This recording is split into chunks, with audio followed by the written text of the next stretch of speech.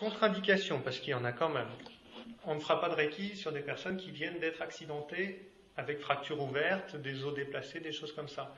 Parce que le Reiki a une énergie tellement...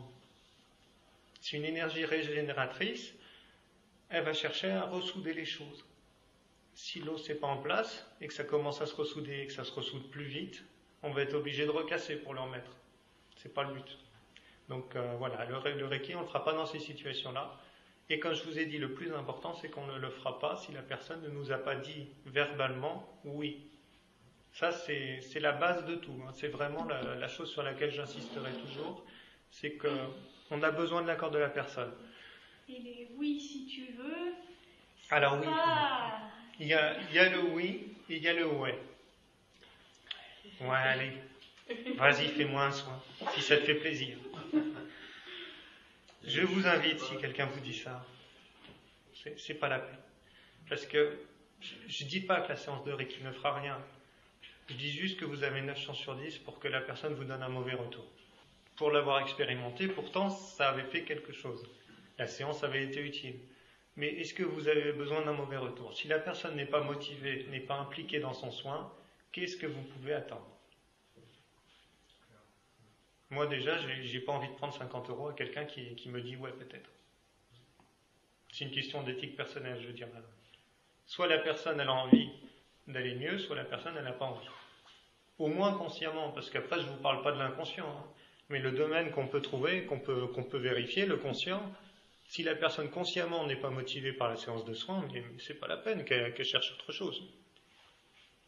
Faut rester cohérent. On va éviter toutes les zones qui peuvent porter atteinte à la sensibilité ou la pudeur de la personne. Si la personne est une femme, je vais vous dire qu'on va forcément éviter les zones des seins, les zones autour du bas-ventre, etc. On va éviter d'aller trop bas. On va choisir des positions qui ne choquent pas. Autre chose de moins évident, il y a eu beaucoup de pendaisons. Et bizarrement, il y a beaucoup de personnes qui sont sensibles autour du cou, qu'on vit des sentiments d'étranglement si on met les mains comme ça. Dans ces cas-là, tout ce qu'on va faire, c'est qu'on va poser les mains ici et on va rester à distance. On est très attentif dans un soin Reiki à ce que le ressenti soit le meilleur possible pour la personne qui reçoit. Il y a des choses évidentes, mais il y a des zones qui peuvent être complètement improbables. Il y a des gens qui peuvent avoir un traumatisme sur une zone qu'on n'imagine pas, ça peut être le ventre. Dans ces cas-là, si vous posez les mains dessus sans avoir demandé, vous allez simplement réussir à gagner un blocage, c'est-à-dire que la séance est terminée. La personne, le libre arbitre, va permettre à la personne d'arrêter une séance de soins Reiki quand elle veut. Si la personne elle ressent un blocage, il n'y a plus d'énergie qui passe, c'est terminé. Le Reiki vraiment est très très attentif au libre arbitre. C'est une des énergies pour ça en magnétisme, on peut continuer à faire des choses si la personne se bloque. On peut, quand c'est notre énergie propre. Oui, on se fatigue pour rien, ça je suis d'accord avec toi, mais on peut. Avec le Reiki, ça ne circulera plus.